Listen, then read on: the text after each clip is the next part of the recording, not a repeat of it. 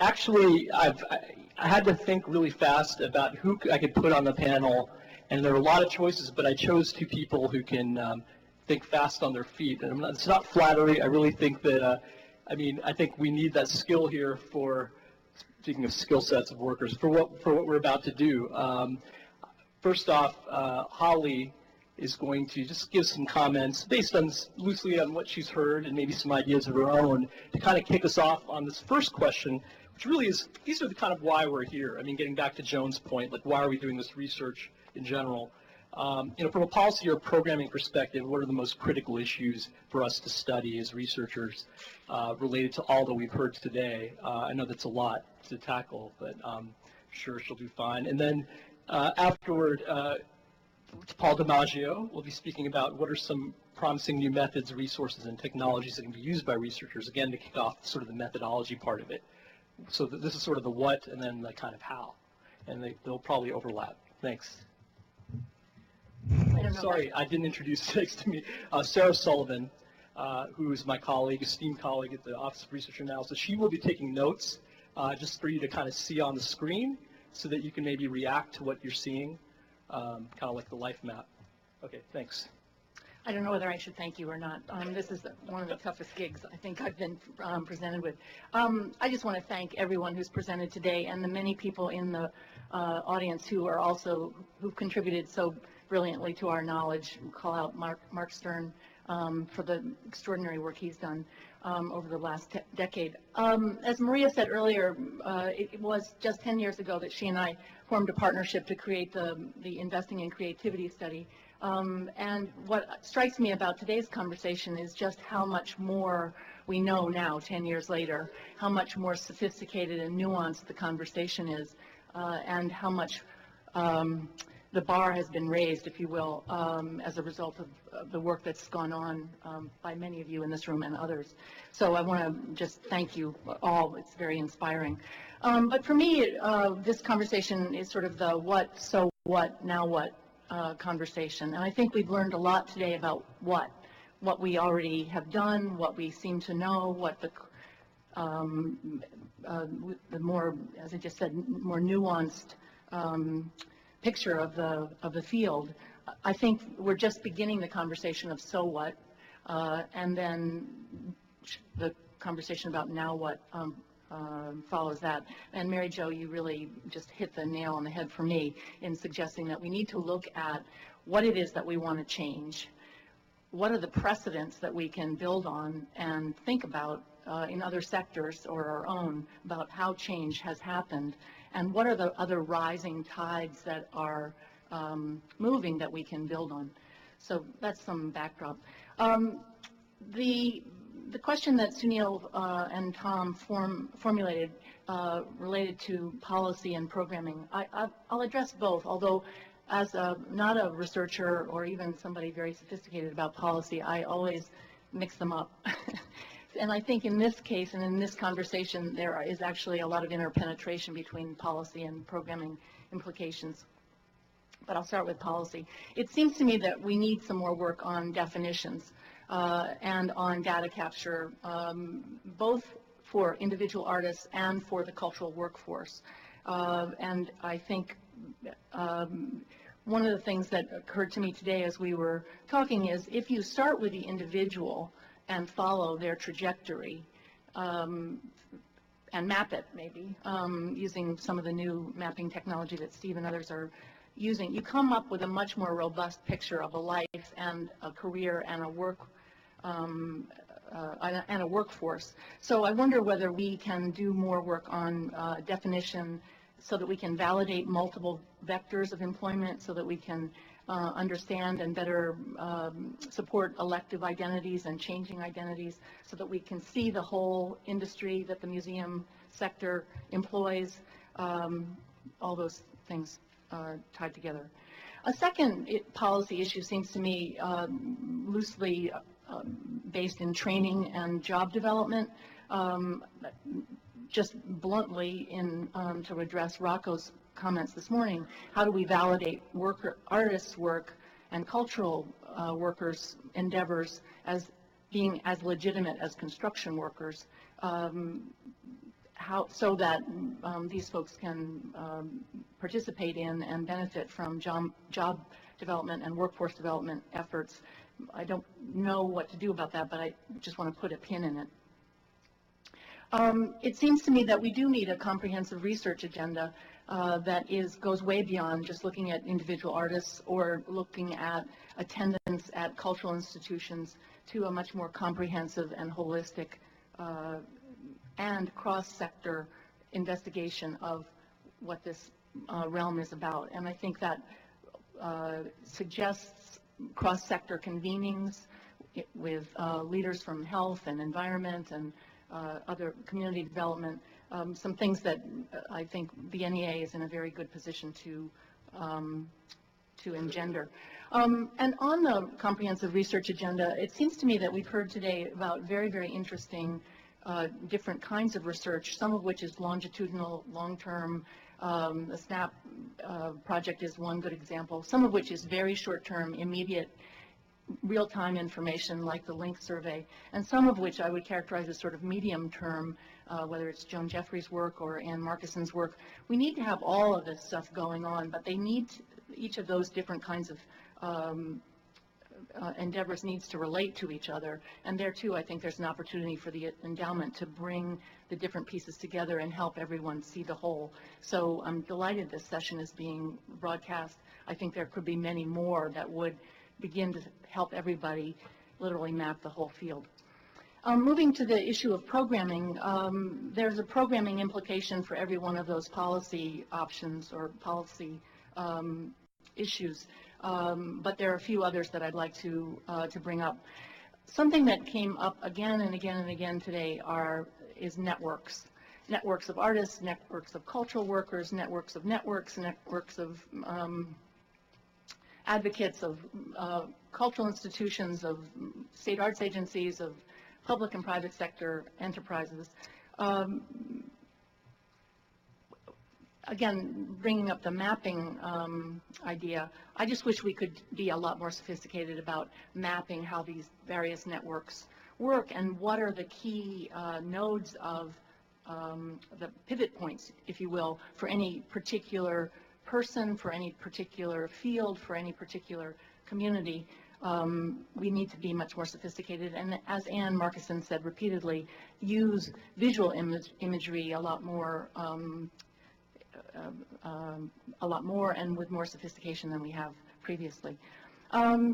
Self-employment is another issue that came up repeatedly today. Financial planning, indebtedness, here specifically for artists, but I think a lot of cultural workers who may have jobs in the nonprofit cultural sector also face some issues in this realm. And I think that there are lots of programming opportunities to address those issues, whether it's by the endowment or state arts councils or service organizations or all of us just helping the people that we know do better financial planning. We talked a lot about integrating artists in other sectors. Maria's work with hybrid artists, Nick's work with teaching artists. I think it's there too, there's a lot more to be recognized and to support. Ruby and a few other folks have actually been on this case for some time, but your average funder of an artist in this country is not thinking about integration of artists in other sectors, and we could encourage that along. I think the last point I'll just make for this moment is to, I was very struck by Ann's data on understanding what the profile of artists is in a given place and tailoring the services for artists to the profile of artists in that place. So, for example, what you might do in Detroit for women laid off from the car industry who are designers, it would be different than what you might do in Phoenix for landscape painters who are also facing problems. Anyway, I know that different people closer to the ground than we are today do this, but I just want to underscore it, and I think that we will help each of our communities both recognize what's the cultural talent located in their places and be more sophisticated in developing that if we use this data in some fresh ways. So. Very good, thanks, fantastic. So how do people feel about that? It's a lot. No, I think starting, just taking it apart a little bit, one of the things you're talking about is definitions. Clearly there's a leadership role there. I can see perhaps our office and others working on to kind of come up with some common set of definitions. Someone back there had mentioned a primer. It kind of fits hand in hand with that. Nick has been raising his hand for a while. Do you want to? Yeah. And I'll cheat now and say something, actually, I hope it's apropos as a response to Holly's comments. It strikes me that we need definitions partly, though, to narrow down our purposes and our mission. I think to a certain extent, part of the difficulty, part of the challenge of today is that it's hard to get our arms around all we were talking about. Are we talking about artists in the workforce? Are we talking about creativity in the workforce? What matters? What's our purpose? And actually, I think Mary Jo's comments toward the end of the last session began to at least suggest one interesting option for that. But that option, I think, implies a very different purpose from, let's say, the purposes that the NEA has served historically. This is the National Endowment for the Arts, not the National Endowment for Creativity in America. And there's a difference. And unless we understand what the dynamic is, and we can articulate the map, if you will, of that dynamic between the arts and creativity and innovation, maybe we're just fooling ourselves. Fighting words. Someone in the back, could you identify yourself, please? Hello, yeah. I'm Marta Kern, and I'm direct Eco-Arts Connections in Boulder, Colorado, and I'm just mentioned that I'm the first visiting arts professional appointed to the National Center for Atmospheric Research, and the only reason I say that is I get to work with scientists a lot, which is really quite interesting. And one of the things, this has been a really exciting discussion, and I'm sorry I've had to be in and out, so I may have missed what I'm just about to say. Somebody else might have said it better. But to think about ecosystems in thinking about this data collection, and particularly of sort of upstream, downstream about what happens to artists in terms of their training and then what they put out and how they impact the rest of the world in all kinds of different spheres, which is, I think, what we're talking about in terms of creativity in America, but also in terms of one of the things that I've been very frustrated about in my own work is that trying to put together what I call the arts power list, which is any time in history, anywhere in the planet, where an artwork, an artist, and arts movement has significantly shifted beliefs and behaviors in a positive way.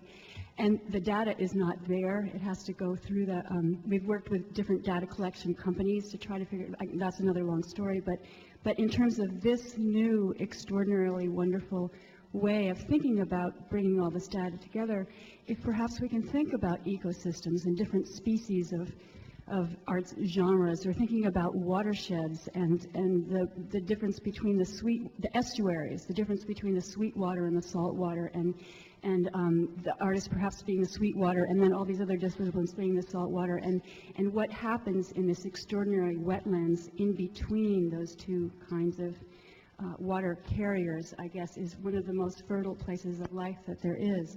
And in terms of the mapping techniques, it might be interesting to look at the fields of biologies that do look at species and ecosystems and the interrelationship of all these creatures working together, and in particular looking at what are called key species. Someone was talking about that just a moment ago, and my biology is quite limited, but there are these little trigger points where if a particular food source is taken away from a particular species, that will cause a much quicker crumbling of that particular ecosystem than if you support a different particular place. And so just to think about interdisciplinarity in maybe a different way, I think could be very exciting in this next collection of data. Yeah, it is exciting. I can't even think of, unless I'm overlooking something obvious, of a kind of a model that is kind of talked very specifically about an ecosystem. I mean, there are a lot of great, I think there's work that many people around the room are doing that kind of have inklings of that, but I don't know if there's been kind of an overt kind of way of looking at species of arts workers, if you will. Sorry, actually, Holly was first, sorry. As usual, Marta, you raised the bar on our metaphors, so thank you very much for that. I think it's really stimulating, but of course it is an ecosystem, which means that with every death, something new will arise. And it's not just about upstream and downstream, it's about the way the whole thing circulates. And one of the things I didn't say earlier, which I meant to, was another echo I've had in my mind today is the conversation about arts participation has evolved as dramatically over the course of the last 10 years as the conversation about artists and the cultural workforce. And these two things seem to me to mirror each other, because as we are recognizing that participation just doesn't take place in cultural venues, that in fact everybody, well, that there's an increasing number of people who want to do it themselves and who are doing it themselves. And even in the study that Maria led 10 years ago, we did a poll of American adults, and 1 in 5 individuals then said that they considered themselves an artist. So the point is that it's all blurring on the participation side just as it's blurring on the artist side. And we need to recognize that that's not a bad thing. That's actually a good thing, even if it makes it harder to define what we're talking about or even what we want to change. I'd like to go back to the point I think that Joan raised early in her presentation and that Nick just came back to, the question of narrowing. People in the room may be familiar with the concepts of divergent thinking and convergent thinking. And my sense is that today has been a form of divergent thinking. We started this morning with cultural workforce, and that's a focus on people who do cultural work, right? And this afternoon we've gone in a whole lot of directions in a very imaginative fashion with a lot of free association. That's not necessarily a bad thing, but it does seem to me that it may require that we think about what we do as concrete next steps from this conversation, which might require taking the discussion and breaking it into doable threads rather than following the yarn in all directions. And from our perspective, the emphasis on the cultural workforce is about improving policy at the federal, state, and local level to support the cultural workforce. There are various surveys that say arts and entertainment are either the #1 export or the #2 export of the United States, depending on where airline technology and aerospace technology are at the moment. So we're doing pretty well in terms of global competitiveness in this field. But I don't think that's, at least for my money, where my tax dollars, where the NEA mission is. It's about culture, art, and the people who make it. And I'd like to suggest that maybe as we think about next steps, we ought to return to that topic and think about how we take specific items, things like making the case for the economic impact of the arts, providing for people so that artists have better lives, so that they have a chance of surviving with disabilities or without disabilities, that they have access and the chance of meaningful artistic work and responses to it. Yes, and there are a couple of people here who had questions or wanted to say something. One thing I can say is that we are trying to shape this into next steps, so that is something we should all be thinking about now, especially given the concentrated time portion for this part of the day. Whether or not that question is resolved here, I mean, I think even if this next step is determining which fork in the road to take, or do we need to take a fork, I mean, I think that's the kind of thing which I want to get people just addressing, and even if that's the next concrete next step, in some way that would be beneficial, but I definitely would like to see something come out of this. Well, I mean, in our little paper, we suggest we ought to think about collaboration, about longitudinal, about time diaries, and I just want to remind people of that from this morning. Right, Those and are that will tangible come back. steps. Right, and that will, I think, figure into the next session about the next brainstorm session about the methodology portion. So we will consider that. Angelo first, and then Stephen. Holly, you made reference to state arts councils, so I feel like I have to make a couple of comments about what we've been seeing with state arts councils across the country in recent months. And this leads to the so what, right? We know, there's a certain amount of information we know about artists that we do know, that we don't know, that we wish we knew, that we feel needs to be further explored. And I just want to share a couple of things that have been going on recently that get at kind of the so what, now that we know this, so what.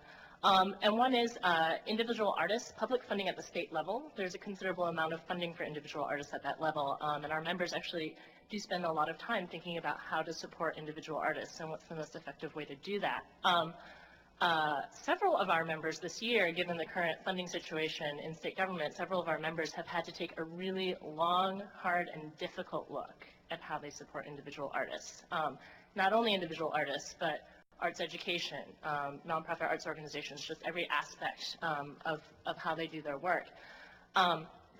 And just increasing the IQ of what's going on with artists and what will support them in the way that they do their work and how they do their work, I can just see as benefit for state arts councils and helping them make these decisions. There are actually a couple of state arts councils that have had the luxury of understanding and trying to figure out how they can support individual artists in the light of increased funding as well. So it goes in both directions if you've got less resources to spend or more resources to spend. And then the other comment I want to make about refining the definitions, I think also I see as advantageous. There's a word I used once in an NEA meeting that Sunil told me I'm not allowed to use in a federal building. That starts, but we've been getting feedback from our members in terms of communicating the impact of the arts. It starts with an A. In terms of communicating the impact of the arts,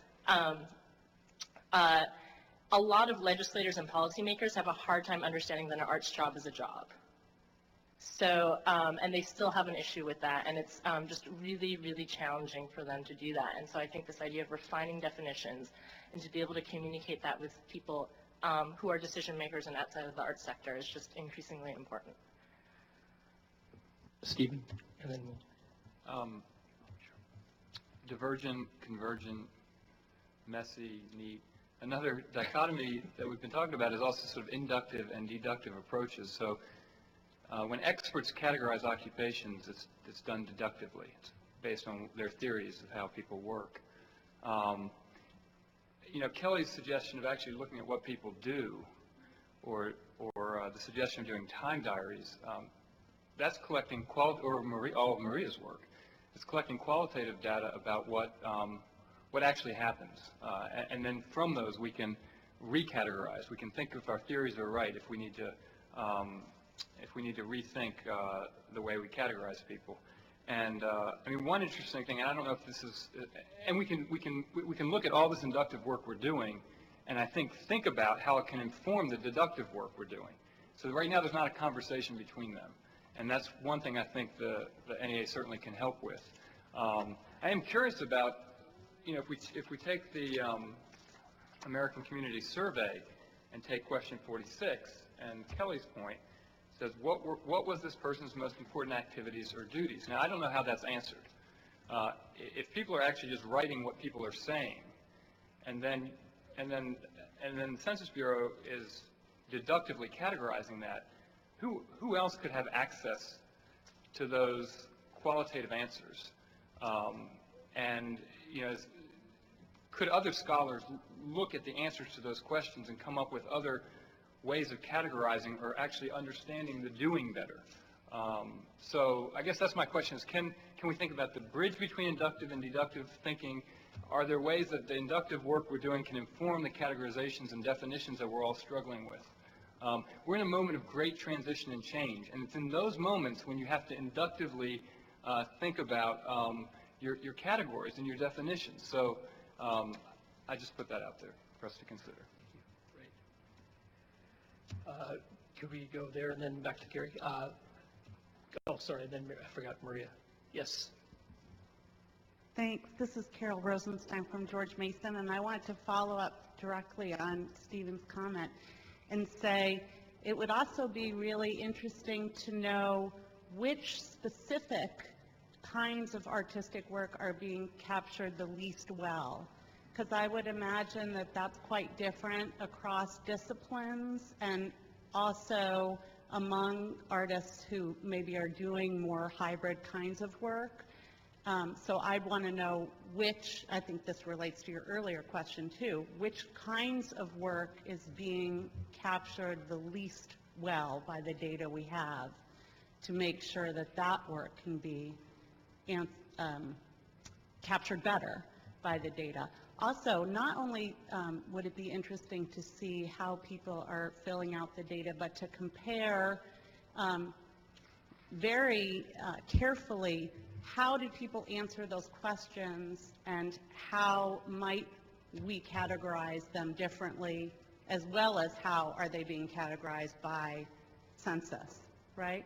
So to see, oh, you called yourself that, that's not what I would have called you at all, and that's not how you're being classified later.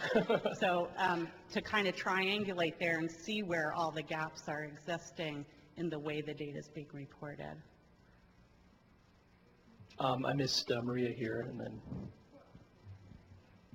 I think beyond the notion of working on definitions, which has some merit, I think there's a more fundamental question that the last few comments have gotten to, which have to do with what are the fundamental assumptions that underlie some of the language that we think might be problematic.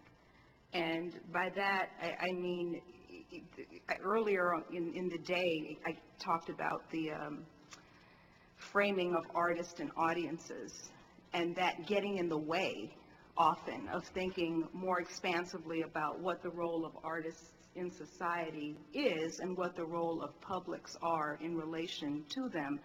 And I think to pick up on Mary Jo's point, which I really like, the idea of creativity, and I think Nick's observation that it's not the National Endowment for Creativity is point well taken, but if there is some resonance or embrace of the concept of creativity as being part of the purview of what NEA does or is responsible for, how does that change or does that impact some fundamental assumptions about how it operates? And to take the point further, if, and this is putting the urban planning prism on, if the mark of a world-class city is not, from the cultural prism, exclusively large and important presentation venues for professional art, but creative people, then how does that change what we think of as the role of not only the NEA, but other players whose responsibility it also is to cultivate creativity? Actually, Sarah, could you, could you just scroll from the top very slowly, like slow motion, while I'm about to take another question? I just wanted to kind of remind people, if you can think of, oh, okay, 5 pages, pretty good. We're looking for, one of the things to think about, again, we're not trying to build consensus here. I don't think we're going to accomplish that in any case. But, there are points, if you want to phrase your points also as kind of like, this is what should be done, or something like that, that would kind of help also, propel us a little further. And everything's been said is great so far. There are a lot of people here, but let me take you first, and then we'll go around the table one more time. Oh, could you say who you are again? Sorry. Barbara Davis from the Actors Fund.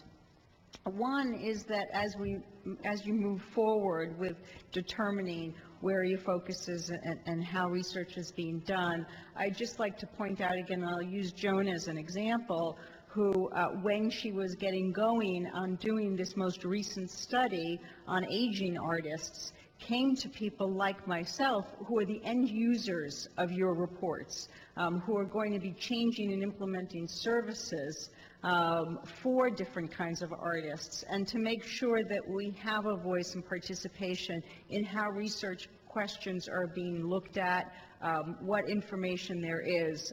So it's just sort of a broader statement to everyone to please keep in mind the end user and how this is going to be interpreted and what we're looking for, because this information is so important. The other comment really goes back to the discussion of looking at the broader arts categories, and as an organization that serves specific people within the arts focused on the performing arts, there's so many differences in work issues between different groups that we've been discussing that is so often lumped together. And even though so many of the reports we've seen all day today how certain sectors are divided. So you'll have a performing artist or musician and a painter, etc. But you're asking the same questions. And what you need to look at is that there are different questions for different groups within these subsets. So how can you better separate out what are the unique characteristics of different workers within the arts, and what are the unique questions for those groups? Great. Sorry, yes, Esther. Thanks for holding it. Holly and Carrie, I will get to you. Esther Robinson, Art Home. I also wanted to just challenge you. One of the things that Art Home's been doing a lot is, once we figure out how to serve the artists, is to pick up and look around and say, what other broader constituency can our work serve? So, for example, when we're doing a loan primer for artists and helping them look at 1099 qualification, we then can draw allegiances with all service organizations that serve 1099 workers. And although we're paying for the study and we're doing the work, we're going to be able to affect change on a much broader level. And besides just talking to the end users, which I think is obviously very crucial, I also think it's important to imagine that the artists are actually at the vanguard of new working process.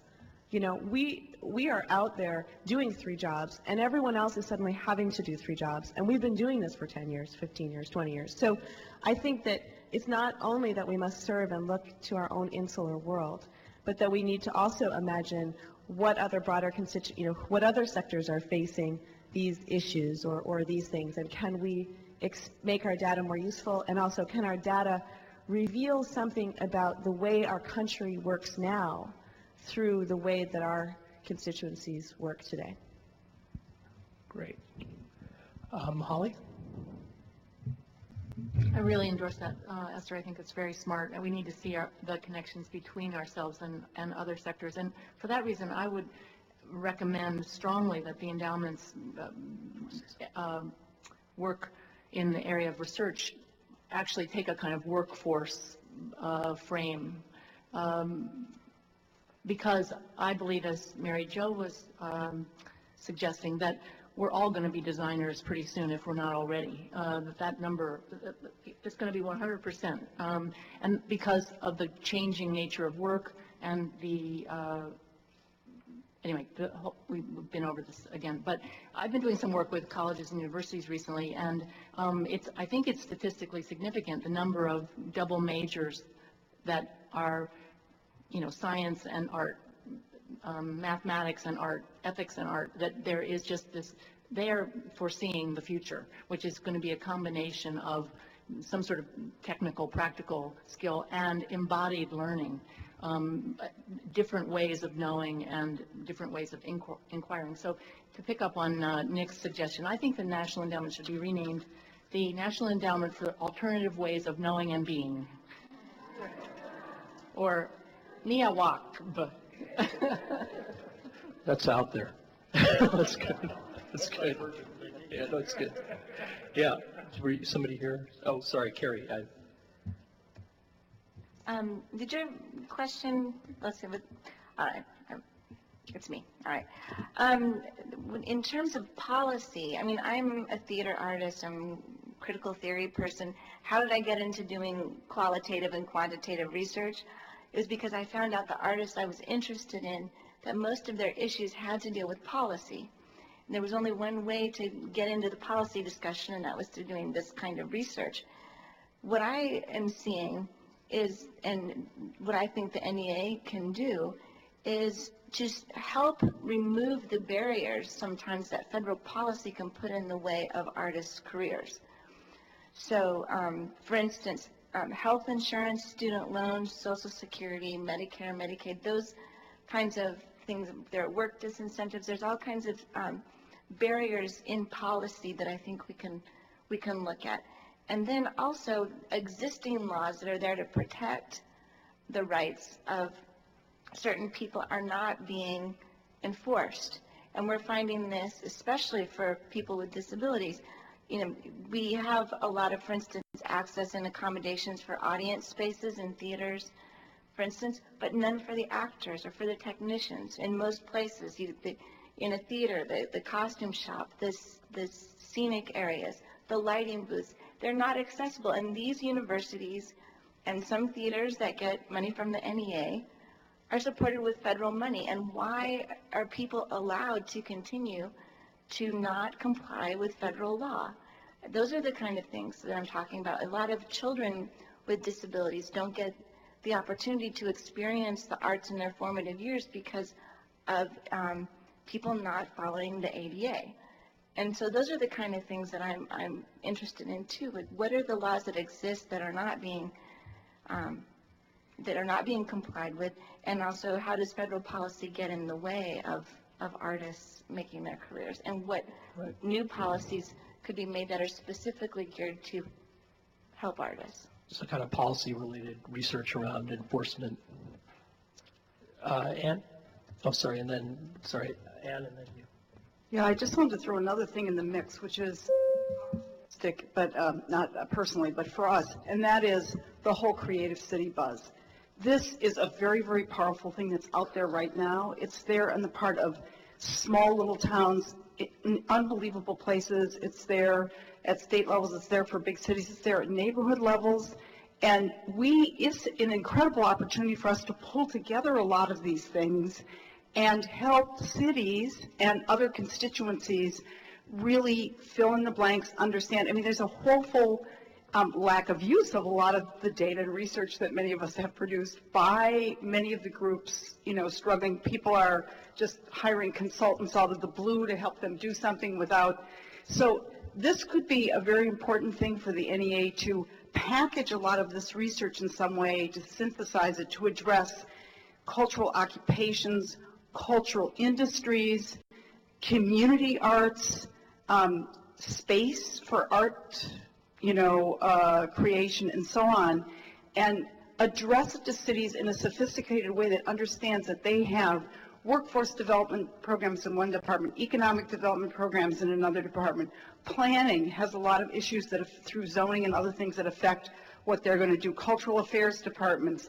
The configuration in every different city is completely different, parks and recreation and so on. But to help them see where they can move forward and understand, you know, that this would be a research project, trying to understand where there are best practices. There are just, you know, I mentioned the thing about Seattle and its music industry study and music thing, just something like that. So, and maybe that last thing is too ambitious, but I think in a way, you know, the NEA is just amazingly well positioned to really meet this need and this excitement and this interest that's out there. I think that if creativity is really our future, probably as a globe in every sense, we have a sector that's one of the primary sectors that has been trained in creative problem solving and in creativity. And I think that, you know, we often talk about the role of art and the role of artists, but this is a moment where things could be radically shifting, and where the skill set that artists have could be valued in a way that has not happened really historically, in spite of all our rhetoric to the contrary. So how can we think about these new roles? You know, somebody told me about a study that showed that engineers were less creative coming out of engineering programs than they were going in. Frightening. I mean, we need creative engineers. There are people who are doing work bringing artists into a corporate context. How do we infuse really the skill set that artists have been trained to do really throughout the entire culture, and what could be the NEA's role? What's the role of research in that, and then what could be the NEA's role in helping bring that to pass? Well, that's really good. I'm afraid we really have to kind of move to the next topic, but you know, I can't resist questions from the audience, so why don't you go ahead? Chris Dwyer from RMC, and Greg Wassel can add to this, but you know, in New England we spent, with the NEFA work, a good 15 years talking about the creativity versus arts and culture and what were we really doing, and finally, like 4 years ago or so, we did a convening of national people to say, are we really talking about the arts and culture workforce, or are we talking about the creative workforce? And we decided we were talking about the arts and culture workforce, some of which relates to creativity. And so, building on what Ruby said, I think it would be really interesting to identify what parts, what roles, what activities within the arts and culture workforce really does have something to do with creativity and innovation, because a whole lot of it doesn't. And I think it would be a real mistake to just conflate the two without understanding what aspects of the work feeds creativity and innovation. And that, to me, seems to be the endowment's work, to kind of support those threads and that aspects. That's not to say we don't need to count the other things and to count the people who are working in these fields who don't happen to be working in creativity, something that's creative and innovative in the sense of truly innovative, because we count all kinds of people in the workforce, whether they exhibit certain characteristics or not. But it seems like there's a unique opportunity to figure out what part of this engine really can help us to move forward. Thank you. I really do have to move to the next session. If you have something you want to ask later, please write it down. We'll try to get to it at the end. Paul, I better not give you any introductions, but just let you do your thing. We're asking now about what are some promising new methods, resources, and technologies that can be used by researchers. And of course, it depends on what you're studying, but I think Paul's going to give a fairly comprehensive view of that. I've been sitting here soaking things up all day and haven't exactly assimilated them. I've been trying to take notes, and in the past while tried to organize some of the notes, but I'm at a disadvantage both because I'd much rather listen to all of the great things that people have been saying, and also because I can't read my handwriting. So, but the good thing is that actually Holly and Steve and the rest of you have said some of what I was going to say. So, I think the first issue, and this is something that other people have said, is that we have to figure out why we're doing the research, and that you're going to define artists differently and use different methods. If your major goal is to improve the lot of artists, you're going to focus on professionals and the vicissitudes of how they make a living. If your focus is on improving the health of the arts, then you're going to include a wider focus. You're going to have amateurs as well as professionals, because the well-being of the arts is a joint product of artists' inputs, organizational inputs, and other things as well. If, on the other hand, or the third hand, you're interested in using the arts to improve the well-being of the population as a whole, then you spread your focus even further, not just on professional and amateur, on artists, but with the institutions with which they interact, education, the arts economy, and so on. So I think we have to be very clear on what it is that we want to study in order to know how we want to study it. Then there's the who question, and that's the question of what's an artist and how can we figure it out. I've just found this so fascinating today.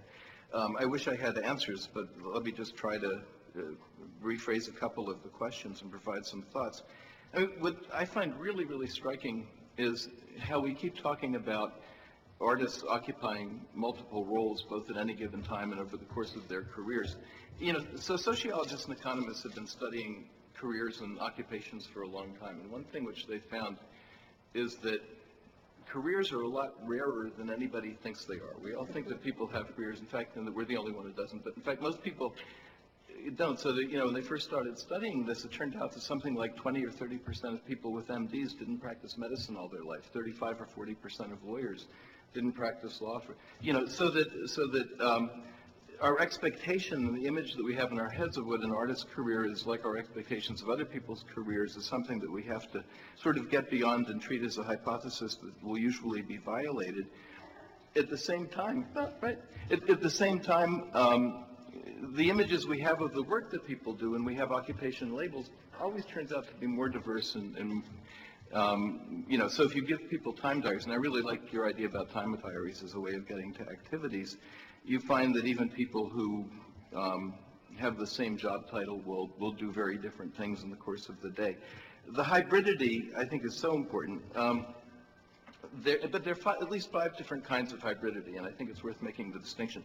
One is between multiple art roles in a particular artistic project. So someone can be a producer, director, writer of a film, or they can be a composer, arranger, and do both of those roles for the same project, and that happens a lot.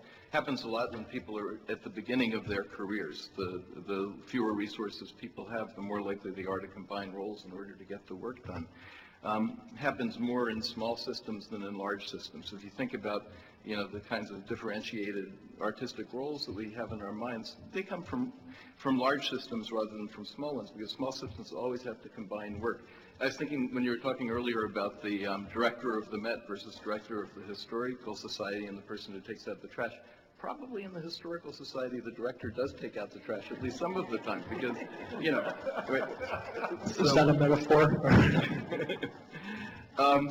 And then there are people who move across multiple art worlds to do their work. So, for example, you know, most indie rock artists putting out their first or second album are probably going to also become album designers as well as musicians, because somebody has to design the album and they probably can't pay anybody to do it. Then there's the hybridity that Maria was talking about, where people are stepping, you know, and what's so interesting, I think, about the way you talked about it is that art, you can look at it, and some artists will look at it as artists stepping outside of the arts to enter a different role, or you can look at it as artists doing their art in a different place. And the way that you've looked very closely at and using ethnographic methods to try to study the meaning of the work and the identity that people bring with it, I think is a really important thing to do. And then there's the typical, you know, day job problem. You know, so artists who need a day job, but the day job is subordinate. It's not the major thing they do.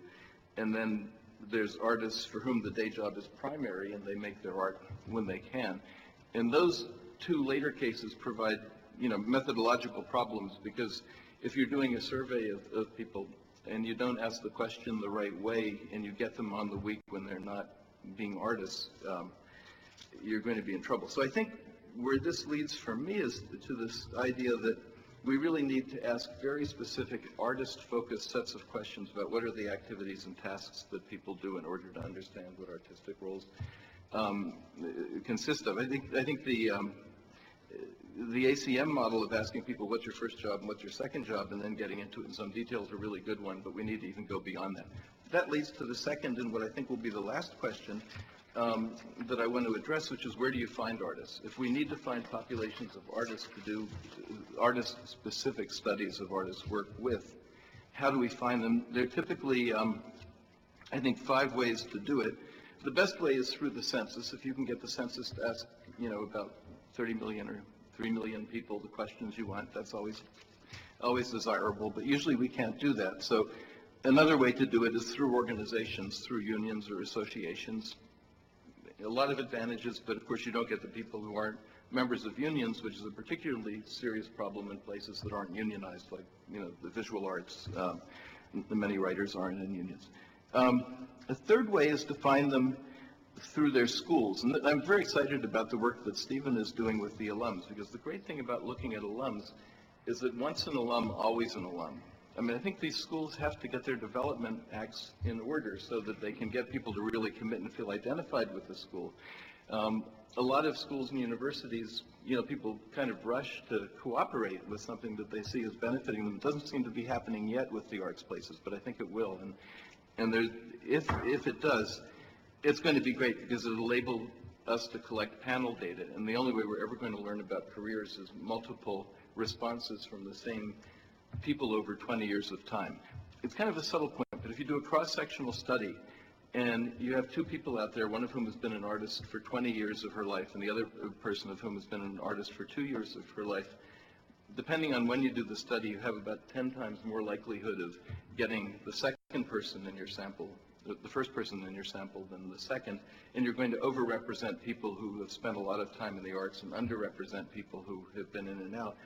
The method I think that you're doing with the alums is a way around that, and a very powerful one for doing it, for studying careers over time. Now, this won't get you the artists who don't go to school, and that's a problem, because there are kinds of artwork, particularly in immigrant communities and so on, where most people don't go to college to learn how to do it. So, now, fourth kind, and I think this is really, really important, is respondent-driven sampling, and this is what Joan has used to such great effect. This is probably one of the most important developments in sampling theory in statistics of the last, however many years, couple of decades. And it's actually exciting to see the arts being one of the places where a new important method is being used first through the work that Joan has done with Doug Heckathorn. It's pretty much taken over as the method of choice for people doing international work in studying things like HIV, drug use, groups that are hard to find and don't usually come forward. Artists are easier to find than that because they're not embarrassed about what they're doing for the most part, but still, since they're not always organized and easy to find, respondent-driven sampling is really, really important. It has broad scope. The thing is, and I think it's important not to confuse respondent-driven sampling with the sort that Joan's doing with snowball sampling. Respondent-driven sampling is very tightly controlled to make sure that you have a real sample, that you're providing the right incentives, controlling the way in which people can bring in new respondents, and that ultimately the test of whether it's worked is if the two most different respondents that you started with, the two most different seeds, a certain number of generations out, get you subsamples with the same characteristics. So it's actually, in a way, it's the opposite of a snowball sample because it's so tightly controlled and so demanding. But if you can do it, it is a remarkable way of doing what people used to think was impossible, which is getting a sample of an unknown population. The limitation, I think, of RDS, and its only limitation is you probably can't do a national study with it in a system as large as the United States. So what do you do in order to do that? Because the networks tend to be too dispersed. I think that's right. And here and I'm going to end with these, there are a couple of methods which I think are quite promising for doing national samples. There are a bunch of people who started developing surveys to get what they call occupation or resource generators. And these are questions of the form of, do you know a violin player? Do you know someone named Kathy? Do you know somebody who uses cocaine illegally? Do you know somebody who is an accountant? Do you know someone who's a visual artist? And if some of the items that people ask about are populations of known size, they can triangulate between the ones they know and the responses to the others to estimate pretty well the size of the unknown populations. They can also begin to generate information about the networks within the population that connect people in different statuses and different occupations. And that's very exciting. They can even go further using a method called hypernetwork sampling to take, well, there are actually two ways of doing this. One way you can do it is just survey 3,000 people and ask each one of them, do you know an artist? And get them to agree to record the name and the contact information for the artist. If half of them know an artist, you have a sample of 1,500 artists, which is a national sample weighted by the number of people that the particular artist happen to know. You can use that as a basis for a very focused artist data collection effort that can get all of the good, what does your work consist of kinds of information we were talking about earlier. In a pretty efficient way. So I think I've talked enough, but I do think there's some very exciting ways of sampling and finding artists that are really emerging and becoming doable. And I'm fascinated by the complexity of actually thinking about artists' work and what it is and how to learn about it. But I've certainly picked up a lot of ideas here, and I think that a lot of you are onto the solutions. Thank you.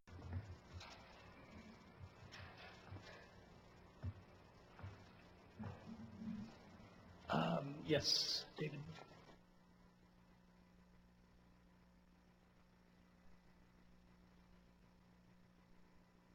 Career, a series of accidents you look back.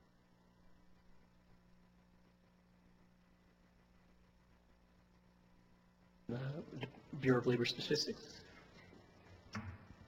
Just to add to your list, there's something called the American Time Use Survey that the Bureau of Labor Statistics produces. It's still a young survey, but I think a lot of the things that you guys are talking about can probably be captured there. They could potentially do a supplement with artists.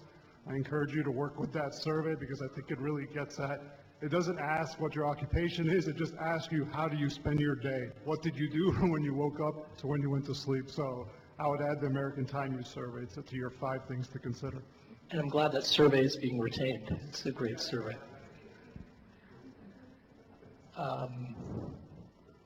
Anyone else? There's a lot here also I want to throw in since David did mention it. He had made specific recommendations about longitudinal. I don't think anyone has opposed to that. The longitudinal surveys and the case study, the membership-driven sampling. Time diary, that's right, which is similar to the time use survey. Any comments? Yes, Judy Lee. I think that there are just natural impediments to longitudinal surveys in our field because of because a lot of this research is funder driven. So if you don't have a funder or replacement funds over a long period of time to support an extended amount of research inquiry, then you're not going to see it. And I think if you look at the data that CPANDA has gathered, that proves the point. One of the things that we talked about was this idea of leveraging some of these federal surveys and making sure that the analysis of the cultural workforce or artists is done on an annualized basis. And to be perfectly honest with you, from our standpoint, working in communities around the country, I think most people who are using data are okay with its limitations for the moment.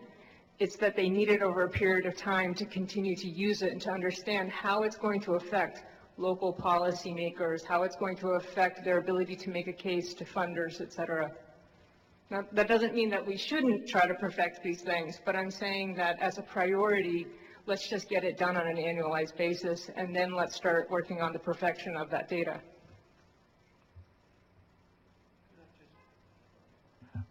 I'd just like to, people in the room, I don't know how many people know the books George Valiant has written about the Harvard longitudinal study. There was a group of students, and other people may remember the details better than I, but my recollection is there was a group of students at Harvard who were 18 in the early 40s, and this study has followed them into their 80s. Valiant published Aging Well, I think, a couple years ago, summarizing how people had aged. And the alumni survey seems to me to get at some of that. My difficulty with the alumni survey is the one that Paul has identified here, which is that it's limited to the people who come through the academic route into the arts.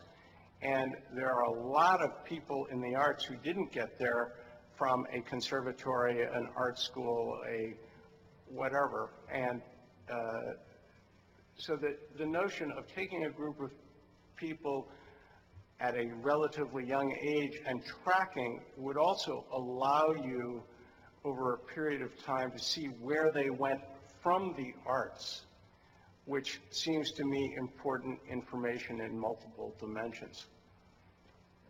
Right. Also, and forgive me for I'm sort of shaping this a bit, maybe beyond what, I mean, I haven't seen anyone raise their hand just now, so I was going to say that based on one of the things Stephen said was, harkening back to kind of the NSF model or looking at that, and I don't know how, actually, Paul, does that relate to your interests at all? I mean, in the really the fine suggestions you gave, what Stephen was talking about. Oh, absolutely, yeah.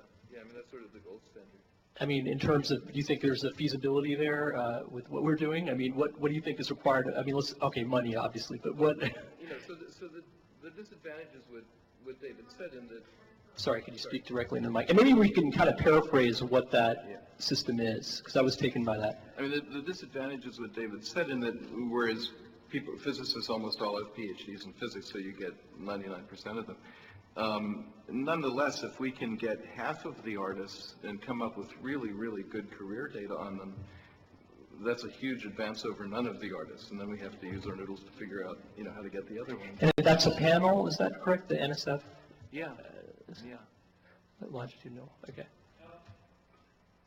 Just add that there's the survey of earned doctorates and doctorate recipients, and when they do the science and engineering indicators, the data from those surveys represent about half of what's reported in those indicators. They draw on all kinds of other information to supplement. So I think as a field, if we have a core set of data about graduates that we can report on over time, that may be a panel study. Right now it's not set up as a panel study, but it could be.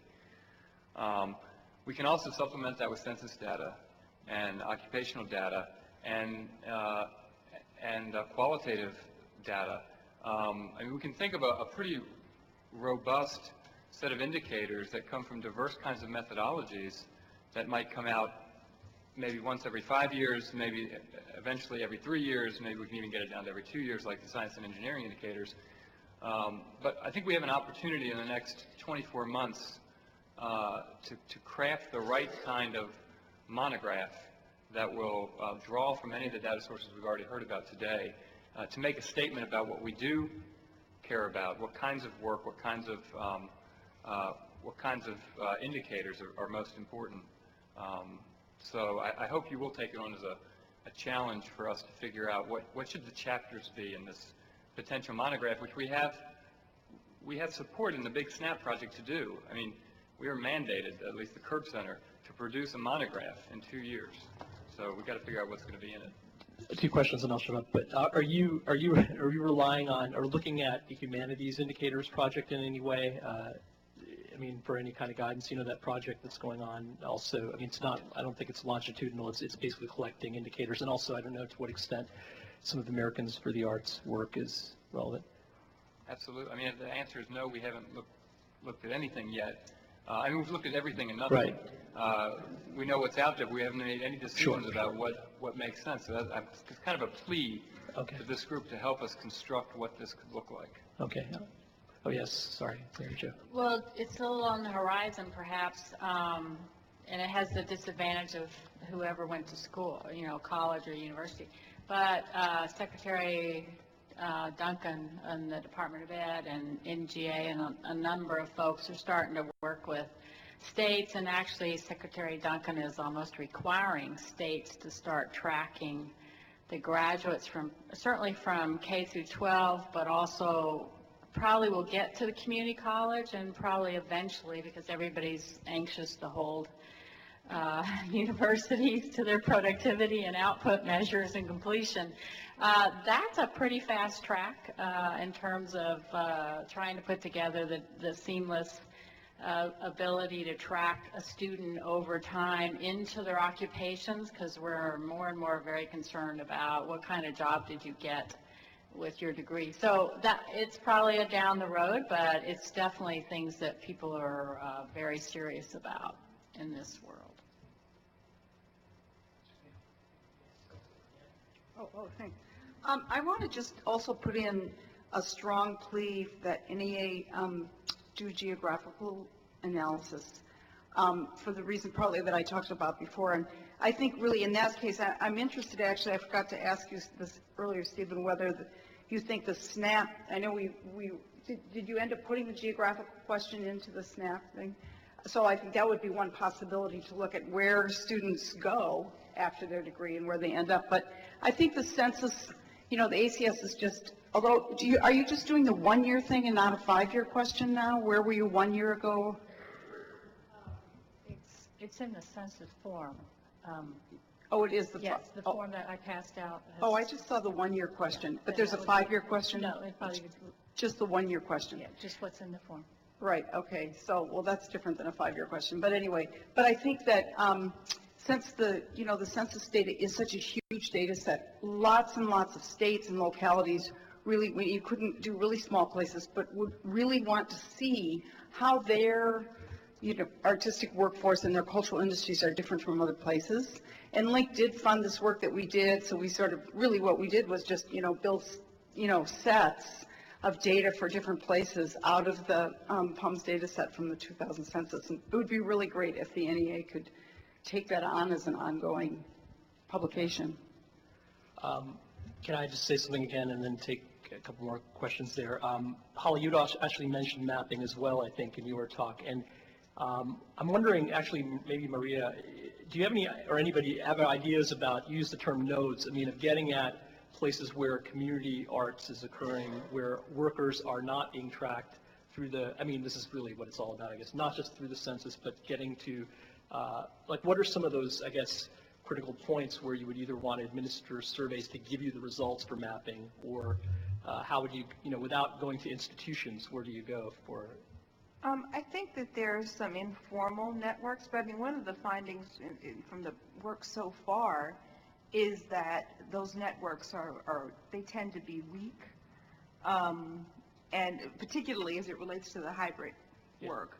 They're not very strong, but that's not to say that they don't exist. And there are some emerging networks, some of them local even. For example, in New Orleans, there's a Transforma Projects, which is about 35 art-based recovery programs. People are working at the intersection of arts and all kinds of things, community development, environment, education, etc. And that's formed a local network that one could tap into. The Visual Artists Network, which is part of the National Performance Network, is another entity, and NPN itself, I guess, to some extent, to the extent that some of the artists there are involved in hybrid work.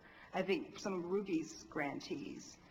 So there are some pockets, but I think it's really important to look beyond those that are most obvious and think about where the work is happening in a community, and see what also organic kinds of informal networks are beginning to form in addition to those that are more institutionally based.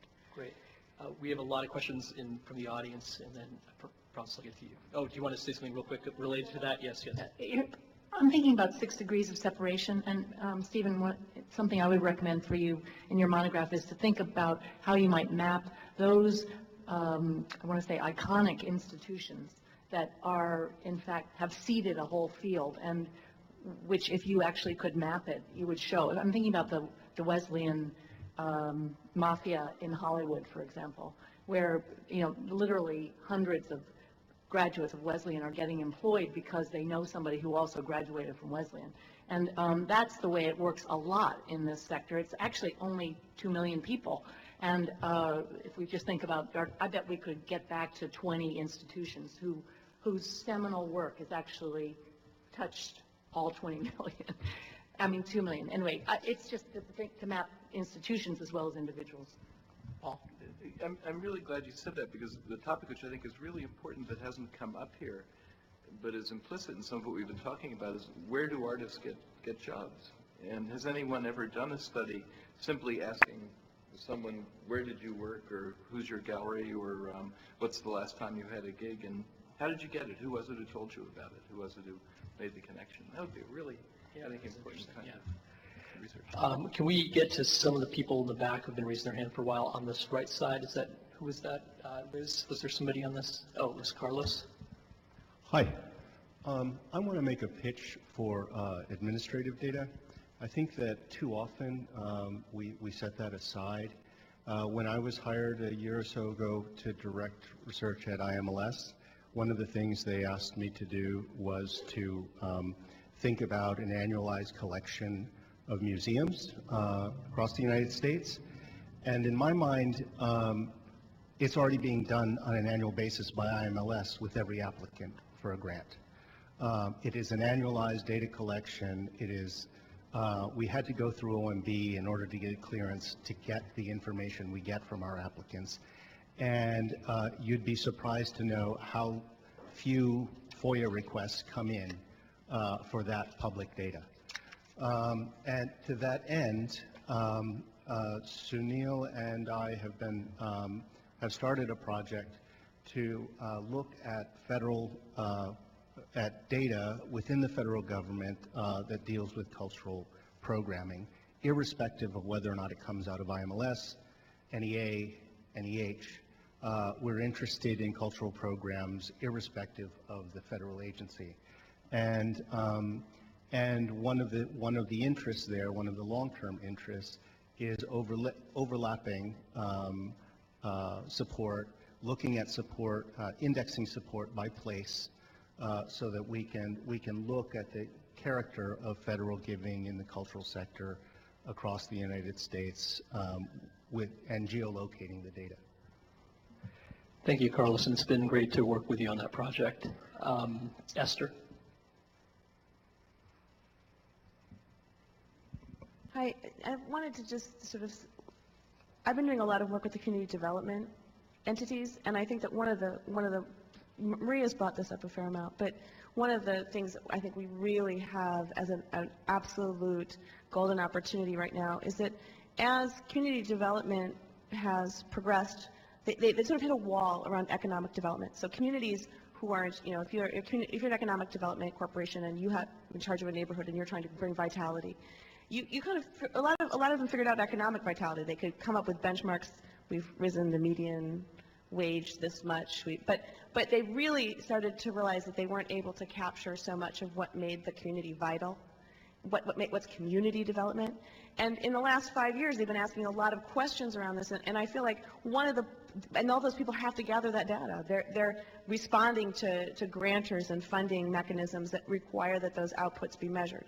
So I think one place that I would highly suggest that the NEA make out, you know, NeighborWorks America, which is probably one of the largest data gathering groups in charge of Reinvestment Act money, they're constantly doing surveys. They should be having cultural indicators that you and they agree on, and those data points should be seated within this network of researchers. So that's one. And then just another weird thing, going back to the social network that Holly was saying, I just thought it might be interesting, but I grew up in Minnesota.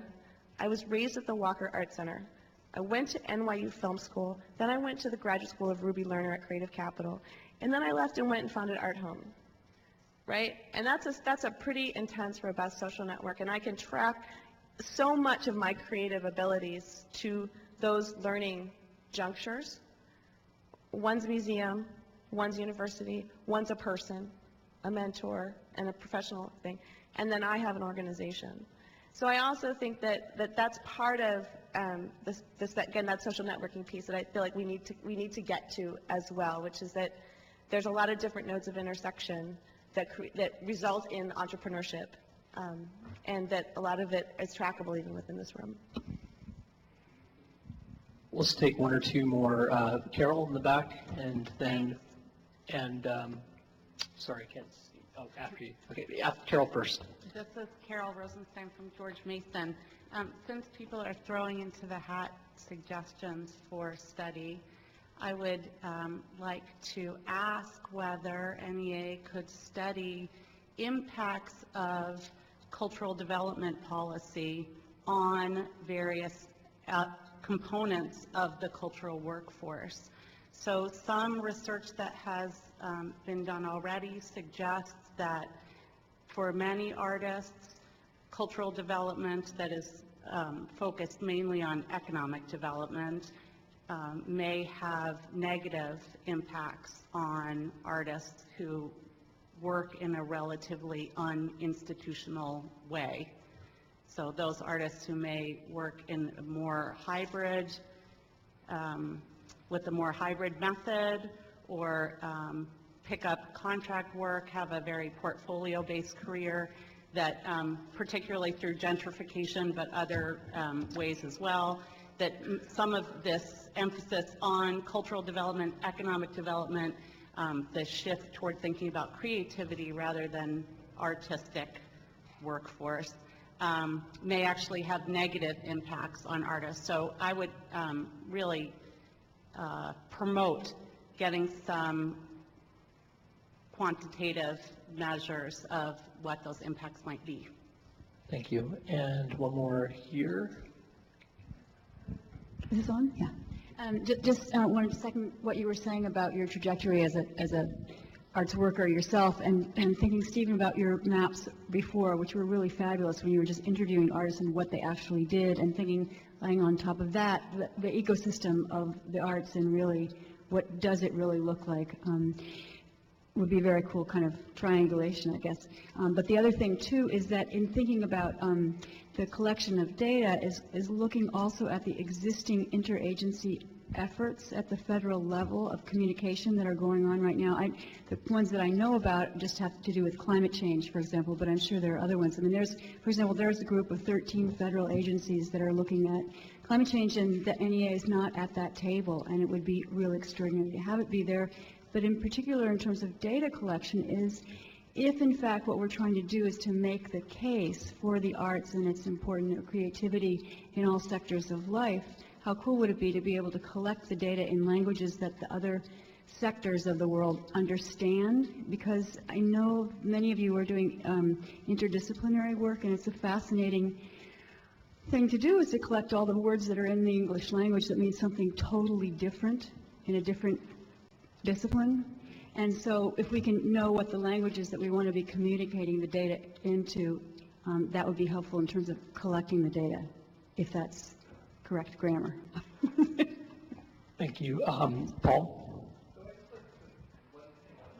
Could you speak in the mic again? You can't get too relaxed here.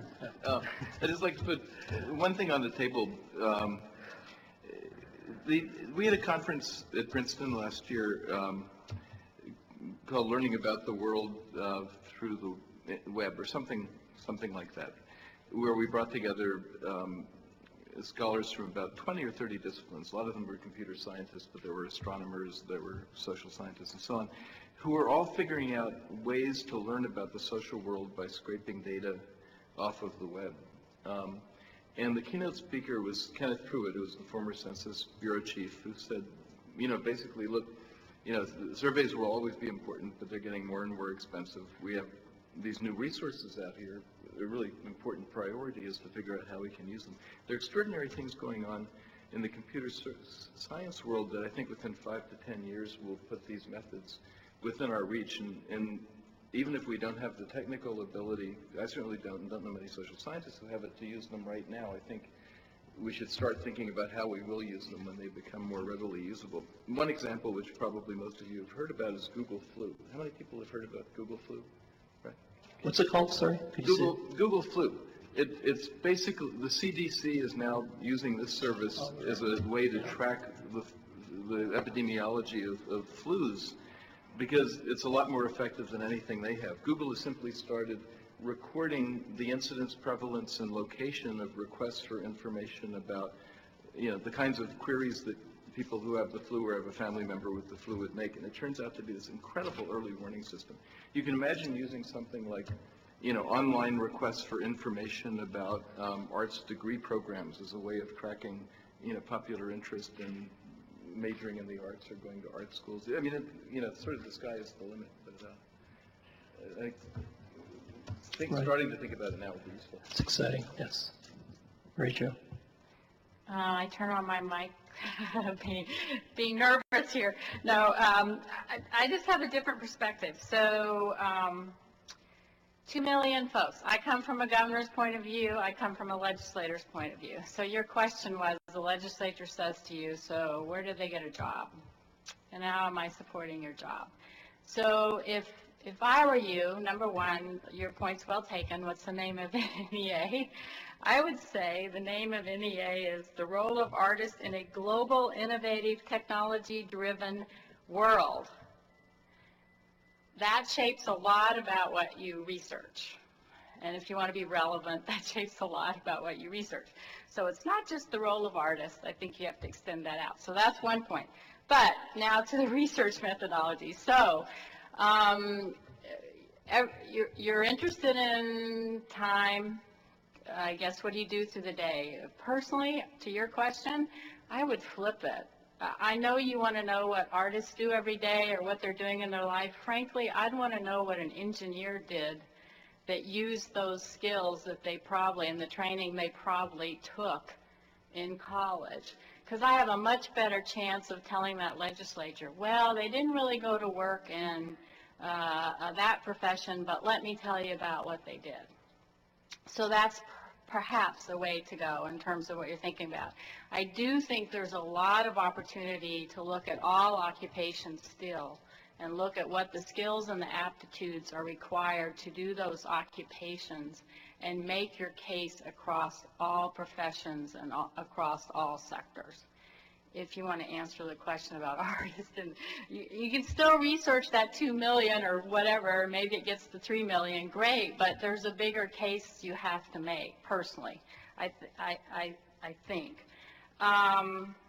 There was one other point. Oh, so then let me just say another case study, back to the engineering and what other kinds of occupation, TGen, the biosciences, every one of those folks get in a room and can tell you how they use, their staff uses creativity, aptitude, all the kind of skills we're talking about. Creativity is a little confining, so it's imagination, it's critical thinking, it's outside the box. Those are the skills we're talking about, so I'm not just the NEA of creativity. I'm talking about it's a whole different universe of skills. So let me leave you one other thing you might study. I don't know, this is really nitty-gritty, but I have to tell you the eye-opener to me was, I come from Arizona originally. If you know the Flynn Foundation, Flynn was funding what they call Flynn Scholars. And the whole goal was to keep the best and the brightest from the University of Arizona and ASU in Arizona. And to give them the same kind of support that they would get if they went to Harvard. Enough money to entice them to not leave the state. I have been on that selection committee. It's an incredible experience several times. And I have to tell you, the eye-opener to me was, so they're looking for the best and the brightest of high school kids to keep in Arizona. Lots of applications, and so here's what happens when you read the applications. They have to fill out everything, and they have to do essays. And you get to see their scores, all this stuff. So I'm reading down, and this is, I can't, it's not research scientific, but I can tell you it's probably about 90% out of all the applications that I read every year for 2 years. Read the first page. Won the Intel Science Award, won the AP whatever, outstanding whatever, won the whatever, all in science, math, engineering. My parents usually were engineers, scientists, generally, sort of seemed to be that way. I'm going, wow, turn the page, a whole nother page, won the violin concert, won the piano concert, won the whatever, and so there is a left brain, right brain thing going on here that needs to be documented, and maybe it has already. It was an eye-opener to me, but it's this intersection, again, if you're talking about, in my opinion, the role of, NEA in this new kind of world. The real important tagline is global, innovative, technology-driven world. And the more you can link your impact to that, I think is absolutely critical. Personally, speaking from a governor's point of view and from a legislator's point of view and a business point of view, which is where I've usually worked, where I had to convince the business community they should care. Right. And support it. So. Yeah, Mary Jo, I'm going to have to let you have the last word for this session as with the previous session. I'm actually glad that, in a way, I'm glad you have the last word in this case, because I do think one of the terms, not necessarily that tag you chose, but I think a way of wrapping some of this up at least is the intersection theme and the left brain versus the right brain, and how they do often complement each other, and how we need to study each as a surrogate or as a proxy in a way, or at least to complement the other. And so part of our work will be in the next, I don't know, several months perhaps, going over some of this great material that just kind of welled up to the surface, and we're really, really glad. I want to give a hand to Paul and to Holly for doing a splendid job with your comments, and also for Sarah Sullivan for her note-taking. I might as well, since we're giving hands, I want to also thank research staff again, Tom Bradshaw for helping me put this together, Kelly Rogowski, and also our volunteers, Liz and Pepper. And finally, my own colleague Joan, sitting here, has been extremely supportive of this whole project since she came on board, and I'm really grateful for that. I will say this in the last minute is we really will make an effort. I hope no one feels discouraged that there wasn't a single unified vision that emerged from this today, because I think everyone knew coming into this it would be a lot of different ideas, divergent thinking. But I think we are very eager to synthesize. That's what I think some of our office does best, I might say, in terms of the work we've provided. We really do try to come up with clear themes and approaches to present back to the public for more response. So we'll certainly work on producing something from this that will at least give a sense of direction. I want to stress one more thing. In terms of intersections and hybridity, it's not just the NEA here. We're really talking about recommendations for the general field and for the public. And if we can hopefully help set the tone based on a lot of the comments we've heard today and some of your work going on, I think that might move us all a step forward, hopefully. So thank you very much.